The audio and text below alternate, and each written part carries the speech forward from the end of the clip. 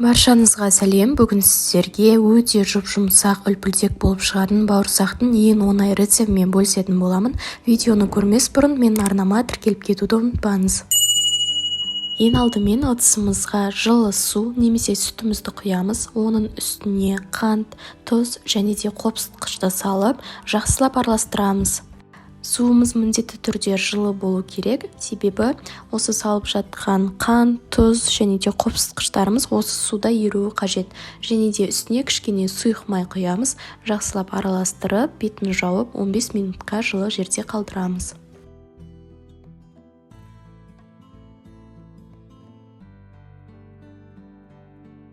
Он 15 минут уақыт өтті. Міне видеода көріп тұрғандарыңыздай осылай көпіруі қажет. Енді осының үстіне ұнымызды електен өткізе отырып қосамыз.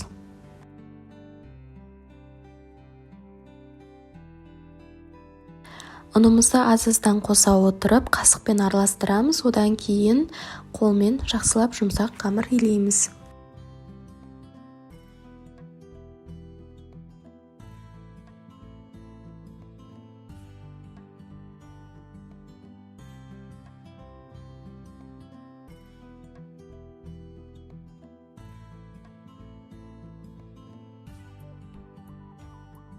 Қамырымыз қолға қатты жабыспайтындай жұмсақ консистенцияда болуы қажет.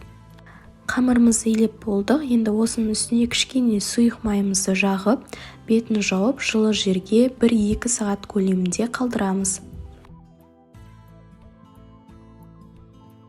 Міне 1 сағаттай уақыт өтті. Қамырымыз әдемі болып көтерілді. Енді қолымызды сұйық маймен майлап, осы қамырымызды жаятын боламыз.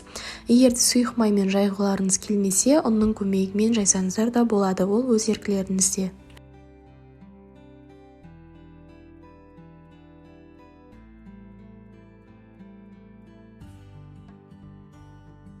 Алдымен қолмен жақсылап жаямыз, себебі қамырымыз өте жұп-жұмсақ, тез жайылады. Одан кейін оқтаудың көмегімен біркелкі қалыпқа келтіреміз. Қалыңдығын мен 1 сантиметрдей қылып жайдым. Жақсылап жайып алғаннан кейін стаканның көмегімен қамырымызды осылай дөңгелек етіп аламыз, немесе 4 бұрышты етіп те кессеңіздер болады, өз қалауларыңыз бойынша.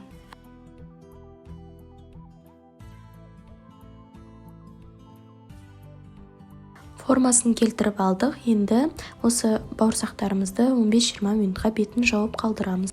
Енді бауырсақтарымызды пісіруге кірісеміз.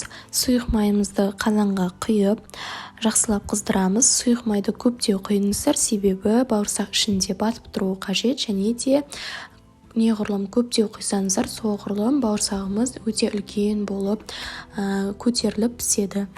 Осылай бауырсақтарымызды екі жағынан қызартып, жақсылап пісіріп аламыз.